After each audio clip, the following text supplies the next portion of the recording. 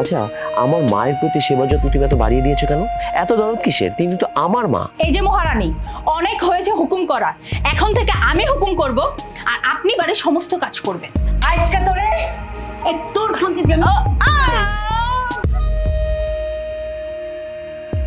তোর শাশুড়ি আমার হাতটা পুড়িয়ে দিয়েছে। তুমি সামান্য বিচার দেওয়ার জন্য বাড়ি থেকে অফিস পর্যন্ত চলে আসছো? এখানে দাঁড়িয়ে দাঁড়িয়ে না ন্যাকামো করার কোনো প্রয়োজন নেই। এক্ষুনি যা আমার মায়ের জন্য ভালো করে রান্না করে নিয়ে। মায়ের যে শাশুড়ি বড় হবে না কেন? তিনি আমার জন্য কি না করেছেন তুমি বলো তো?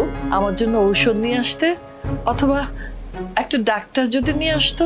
ডাক্তার আনবে মানে? টাকা কি গাছে ধরে নাকি যে ঝাঁকনি দিলেই টাকা পড়বে? শুরুতেই যদি সবগুলো সম্পত্তি আমাদের নামে লিখে দিতে তাহলে তো এই ঝামেলাটা হতো না, লেখা চুকে যেত। এখন থেকে একবেলা ভাত পাবি তুই। তুই দেখবি না? হ্যাঁ, চোখ নেই তোর? তোর দেখা উচিত ছিল না একজন গেস্ট। আমার খুব ক্ষুধা লাগছে।